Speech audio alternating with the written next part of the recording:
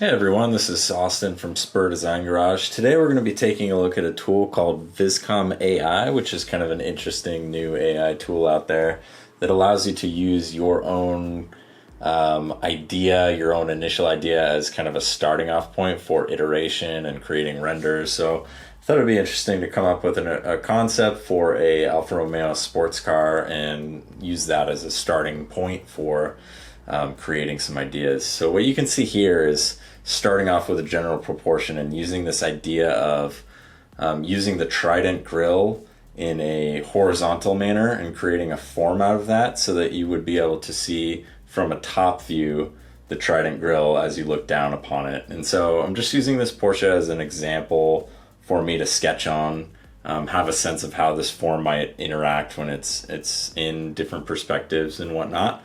And use it as a general guideline for the kind of proportions that I'm looking for. You can see as we move into the sketch itself, I'm using a Prismacolor very thin pencil, just loosely gliding across the paper and starting to chart out some of these initial forms very lightly and loosely. I am using the model and rotating it in the hand to kind of understand, how I might want to twist and morph some of these forms that I created in clay on that initial model. And other kind of form interactions. So using these kind of bubbly fenders in all four corners of the vehicle, and then that trident grill creates this nice crease line that flows into the grill and the underside vent in the front. And you can see I'm starting to call that out as a main detail by darkening that in quite heavily. Coming up with some other details to just see how these might translate in a tool like Vizcom.ai and understand how that tool works. I think looking back on this, it might work better to use just strictly line art. So not putting any shading in here, not putting any shadow underneath, which you're going to see as I finish up this sketch. But I think kind of the simpler the sketch, the better potentially. I haven't done enough research or exploration with the tool as of yet to really fully understand that. But you can see this is how I like to sketch, adding in some general shading into the forms and start to fill out what some of these volumes are doing as they twist and turn in space. You will see that I darken in the shading, the shadow underneath the car quite a bit. I think that this might also be a mistake as you use a tool like this, but it's there nonetheless. And as always, you have to sign it. Here it is a little bit cleaned up, and we're going to dive into the tool right now. All right, so today I want to take a look at Vizcom.ai. So this is one of the new tools that has come out of the artificial intelligence revolution that's going on. And it's a little bit different than some of the other AI tools out there in that you are using your own sketch and your own idea to generate either iterations on rendered images or renderings themselves. And so the kind of difference here is that you're not simply inputting a prompt. To my understanding, I have played around with image generators like Midjourney and others similar to that. And this is, again, it's using your own imagery, your own idea. I think this is actually kind of an interesting idea. So in general, as a designer, I am a little bit skeptical of artificial intelligence. A lot of it from a sort of selfish, ideal about what I want my job to be, in that I tend to really enjoy sketching and concept generating and doing these things while flowing my hand with a pencil or a brush. And I just love, that's what I fell in love with as a kid, was that initial concept ideation, putting pen to paper or Photoshop use, to just generate ideas directly from my head. And so when Midjourney came out and it was talking about writing in a prompt and, this is kind of dulling down of the ideation process in my mind. Sure, it's interesting. It's exciting in a way, being so new. And certainly you can get a lot of efficiency out of it, generating thousands of ideas in a very short amount of time. But from that childhood joy, I didn't experience any of that. Like, they're playing with Midjourney is interesting. It definitely, it kind of wows you, but actually creating designs out of it that are interesting and give you that kind of joyful feeling of creating designs, definitely not in the same ballpark as me sketching pen to paper, or pencil to paper in this case. But Vizcom's a little bit different because it takes your own idea. You've already generated the idea. Here you see this Alfa Romeo sports car in front of you. This is the idea that it's going to start generating off of. And so I think there's a little bit more of that human element incorporated into it. I have played around with it a little bit, but I'm gonna, kind of learn with you as we go through this process and creating a few more of these renders and generate renders, and just see what kind of settings and things there are. I think that this is a little bit more intriguing in my design process than Midjourney, but we'll kind of take a look and see what some of the flaws and some of the good things are out of this. So this is the basic plan. It doesn't have all the different things you can do in the expert plan, but we're going to play around with it a little bit. There are a ton of different little render styles that we can choose from, a couple settings, including drawing influence and render or refine. And then there's still a prompt. So why don't we start off there? So what are we creating? We're creating an Alfa Romeo. Let's start with that. In here, I don't know the full extent of it, but we can do things like we want to do a car sketch, or we want to do a hyper-realistic car photo. Those will generate totally different things. But let's put a little bit more information. Let's do sports car. I don't know if descriptors in Vizcom actually do a whole lot. Say for instance, we put elegant or simple. But let's throw them in there just to try it out. We're going to go into render. So this is going to create rendering sketches and line drawings off of this initial idea. And it's gonna basically interpret in a number of different styles and based on a level of drawing influence that you want to put. So I feel interested in this particular drawing. I don't want it to venture off super far. So I'm going to put the drawing influence quite high, let's say 90%. We can play around with the slider and see what happens, and also the different render styles that it has. Vizcom General, I think, does a pretty good job of car sketch styles and things like that, but we'll show off some of these. In fact, this Technicolor one is new. I haven't seen that yet. And in the basic plan, we're only going to be able to do one image, but here we go, generate. All right, so here we are. Here's what it generated first time. This is quite different than the sketch. There's a lot of different elements here that are not interpreted quite the way that I want. I think that this is the main thing that I've noticed about Vizcom, is that it's pulling from a database of what's already out there. And so a lot of these kind of ideas that I wanted to create, that were, I think, kind of interesting and new, like this shelf sort of look to the body side that then rolls into a more traditional light catcher. This grill and this headlamp down here at the bottom. This incorporated grill that's in a quite different fashion than some other Alfa Romeos out there. It's sort of taken those and interpreted them as the more traditional route, and this can be said to. I would interpret this as a more kind of conventional approach to what the sketch initially was. There's also kind of like there's a lot of warping going on, almost like you would add an ocean liquefy texture to it. But let's generate another and see what happens.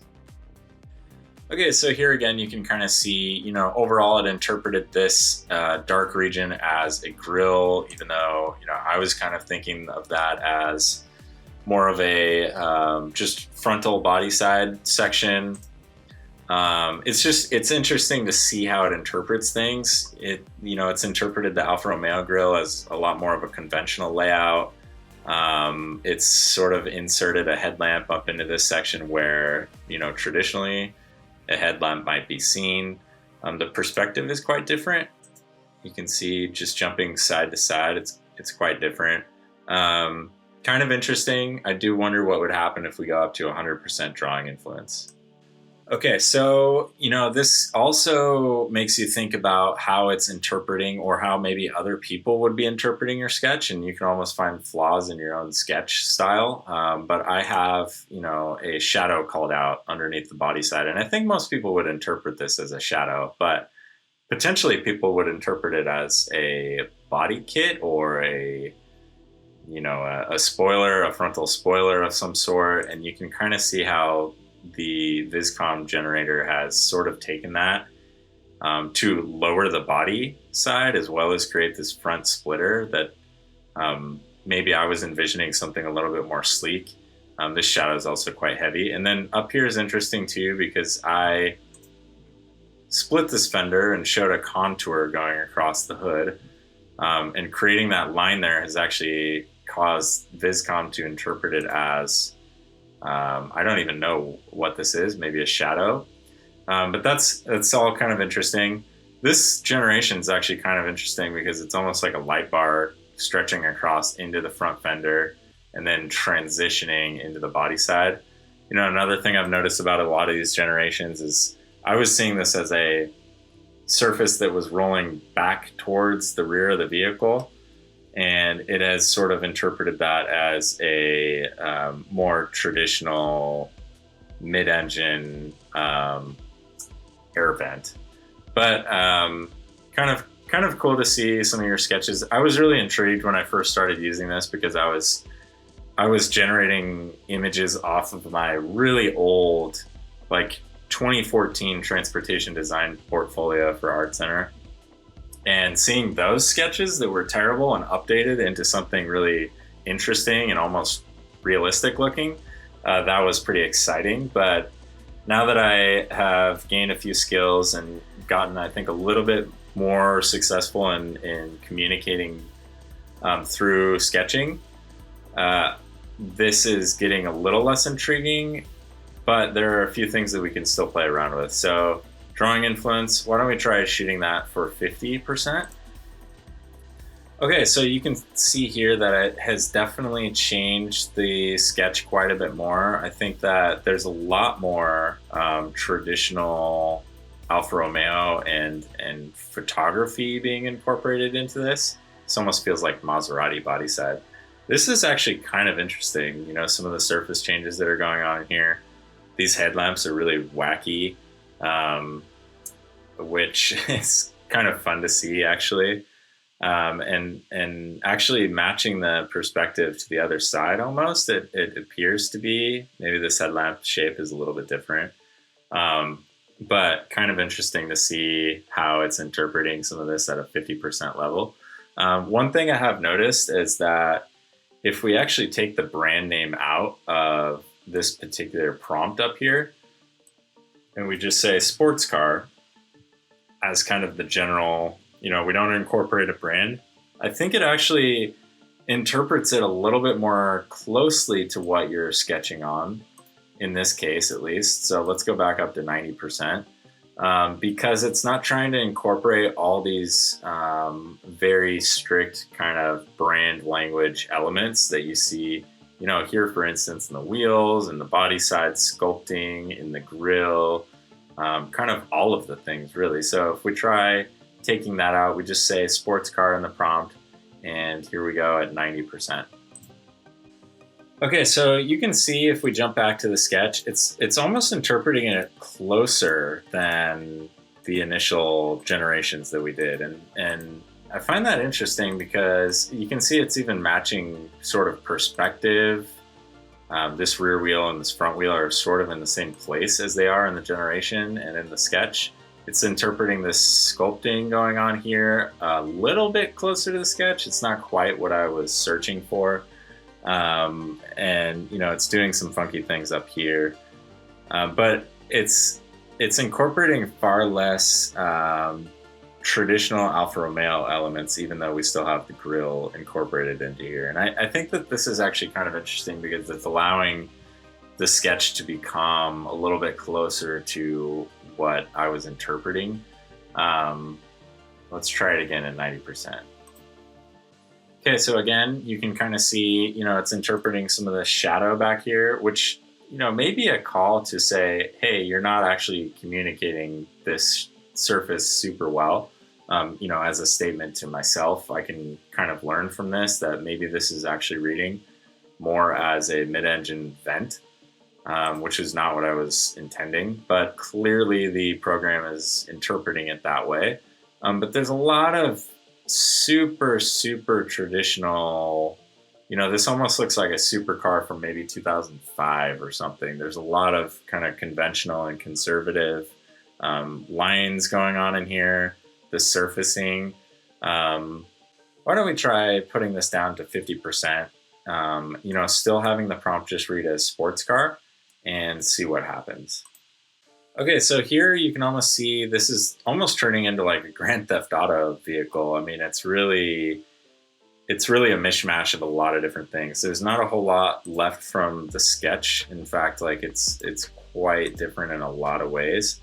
Of course, it's only drawing 50% influence, so understandable. But you can kind of see some resemblance just with where this particular surface changes, where the fenders are.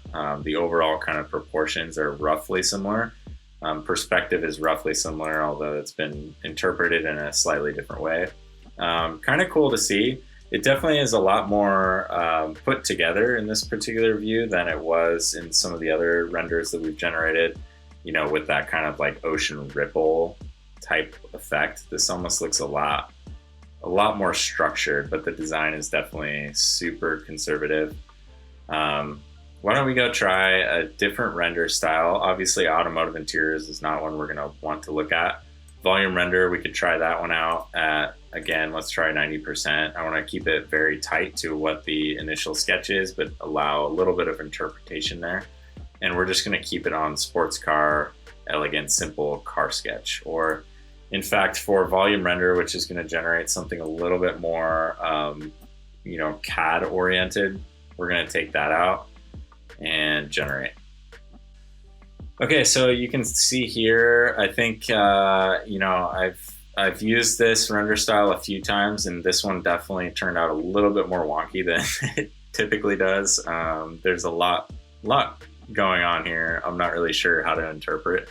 I think maybe if we try lowering this just slightly and we just regenerate, let's see what we get. So yeah, we're not getting a whole lot of luck out of this particular render style on these few generations. I think the trick with AI is really experimenting with the prompts and experimenting with the number of generations that you're doing and starting to really refine and iterate on those generations. This is, it's not really affording me a whole lot. I don't get a better sense of how the volume's interacting quite yet. But again, you can play around with the prompt a little bit more, start to play around with drawing influence. If we go to pastel render, this almost, tends to look a lot more, of course, pastelish, a little bit more analog and colorful. And so let's take a look and see what 80% does on this drawing influence. Okay, a lot of detail lost, a little bit more of that kind of ocean ripple, but kind of interesting set of values and shading going on here. Let's try it again. Okay, here's another. Another thing with this is that, of course, this is not all about strictly creating usable artwork. It sometimes is just about creating iterations on your ideas, and maybe there's something that gets generated that is kind of interesting to you that you want to incorporate into a future iteration of your own sketch. There's some kind of interesting things going on in the front graphics here that I think are kind of cool, if interpreted correctly, and I could incorporate that. So a lot of different things that you can do with this particular program. If we go to Technicolor 6, I haven't used this yet, so let's try it out. I don't know what to expect. Of course, I could look up more information here, but Technicolor hasn't been added quite yet. Whoa, okay, so here's Technicolor 6. This is interesting, super saturated and colorful, almost kind of like a CGI look. There's actually some kind of cool form language going on in here that's a little different from some of the other render styles we've seen. Definitely looks a lot more sci-fi and kind of cyborg-ish. Yeah, man, I don't know what to think about this. If we go back up to 95% and see what happens, let's try that out. Yeah, it's almost like if I was doing some sort of sci-fi digital painting of, a spaceship or something like that. That could be really interesting. But definitely there is some really interesting kind of form development going on here that's kind of cool. And the way that it's rendering out this metal is pretty interesting, very poppy. You can utilize this to think about the way that some of your reflections might look on a rendering. And learn from it that way. Obviously, this isn't going to be 100% accurate, but it's interesting to see how, some of this color change might happen when it's hitting a metallic object in the light. Pretty cool, but definitely a lot more sci-fi dystopian looking. Okay, so let's go up here and let's try again. Let's try making something that is super, super realistic looking, almost like the sketch itself was just turned into complete realism. So I'm just going to say Alfa Romeo sports car, highly realistic. There's a lot more that you can learn on the internet out there. People who know some of these AI tools a lot better than I do may know, some of the prompts to input into Vizcom or input into Midjourney and give you a little bit more data. But we're going to try this out. We're going to go back to Vizcom General. I feel like Vizcom General for me has been the most successful in creating usable things so far. We'll go to like 85%. Okay, so this looks pretty similar to some of the initial concepts that we did where we didn't input highly realistic, but obviously there's a little bit more attention to the background, the shading.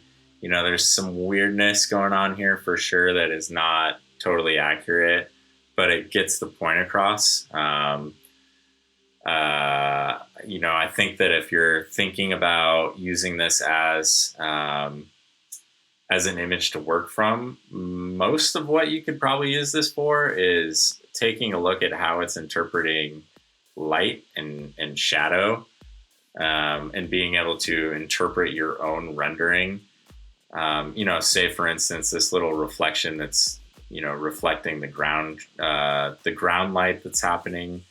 Some of the transitions through the hood. This is all really interesting stuff that you can take a look at, and figure out how it translates onto your own sketch. I don't see a lot of potential in this being at this stage super usable for coming up with something that is totally different and unique. But again, I think this tool is going to gain momentum and probably become a little bit more usable from that standpoint. So we tried going down to 50%. Again, you can kind of see it's starting to interpret things a little bit more loosely. But at this point, it's sort of just a mishmash of Alfa Romeo sports cars. It's not really taking a whole lot from the initial sketch. Maybe a little bit of this kind of surface treatment up in here. If we drop it down even more, I'm just curious to see what happens if we go to 15%. Okay, so here you can see it's starting to pull some really weird imagery. For sure, someone's logo was probably in a photo or something like that. I don't really know where Vizcom pulls its imagery from, to be honest, but there's definitely some studio shots going on in here and some photography from someone that it's kind of interpreting. But after we get down to 15%, there's not a whole lot other than maybe kind of overall proportions, the fact that it has a spoiler, maybe this kind of line carried through here, but it's really taking a lot of elements from Alfa Romeo sports cars out there. You see a lot of the 4C in here. I'm seeing like maybe Alfa Romeo 8C, Gran Turismo Maserati in here, that sort of thing. There is the other the other mode to Vizcom called refine. And I think that this is probably a lot more successful on actual renders rather than sketches that you're inputting. And so you would likely do yourself better if you were using a render that was generated and then using this to refine. But with that said, let's try using Alfa Romeo sports car and car sketch style in our prompt, and using refine at maybe like let's try again at a 90% drawing influence and see what happens. So you can see here that it's definitely a lot closer to the sketch style. So what it's doing is refining rather than generating a totally new render. So it's interpreting my sketch as something that was rendered already and just putting a little bit of a different twist on it. So this is definitely loose. Kind of feels a lot more like a watercolor painting that's been liquefied. You know, again, it kind of has this wobbly liquefied ocean feel to it.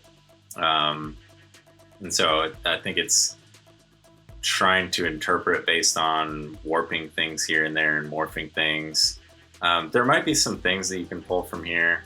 You know, it's kind of interesting how it's interpreted some of these front splitters in here. You know, maybe some of these generations will look interesting. If we try it again in the grill area or in some of the other details that we can pull from, at 90%, it's going to stay pretty close. You can see here that, you know, it's definitely pretty similar. The grill is kind of interesting here, how it's very small. It kind of reminds me of, I forget which model it was back in the 90s that had very small little triangular grill with the quad headlamps, which was a really beautiful design. But anyway, this is actually kind of interesting. It's starting to change up the proportions just slightly. If we drop this down to like 65% and generate off that, let's see what happens. It's definitely going to take a little bit more interpretation from other elements. You can see there's maybe a little bit of a different style coming through here, a little bit of different lighting. Some of these details are starting to get washed out, like the grill, for instance, but interesting nonetheless. Okay, so here's another. This one's actually pretty interesting. It's almost rendering the shelf that I wanted. And, you know, interpreting this as a headlamp. So you can kind of see how this might be useful as just different ways to look at your own work and see how you can interpret it differently. Maybe different grill patterns or air dams or body side treatment that might be a more interesting route. And that's kind of interesting and intriguing. It's not like this is really a usable image when you're working through a design process, but from that standpoint and using it in your own process, it very well may be. Okay, so that's just a general breakdown of Vizcom.ai from what I know about it. And again, I haven't played with it a whole lot. This is just sort of my initial dive into it. Kind of interesting to see how it's interpreted my sketch as different elements and different things. I think that it's a really interesting tool. And what I like about it in terms of AI is that it's generating things based primarily off of your own idea rather than you simply doling your entire design process into typing on a keyboard, which is really the dystopian view of AI within design that I do not want to be a part of. This is the artistic side. I think if AI really is going to become a tool that designers use, I want it to have this sort of human element where you're able to be artistic and you're able to generate ideas based on your own, and then maybe use it as an iterative process, or just different ways to look at your own work and understand it better. Again, I think there's some important things here to note in terms of, you know, maybe there's different ways to interpret your own sketch, or some of these render styles may be beneficial for taking a look at lighting and seeing how, you know, a metallic object may be rendered in a more realistic way. But I don't necessarily see this so far as a way that I can simply take my sketch input it, and then make it 100% realistic looking. It is not really for that, in my opinion. And Yeah, so that concludes my thoughts. If you guys have any thoughts of your own of where you see this going or how you want to incorporate AI into your own design process or not incorporate it, I'm all ears for any different comments on that, and really curious to hear what you have to say.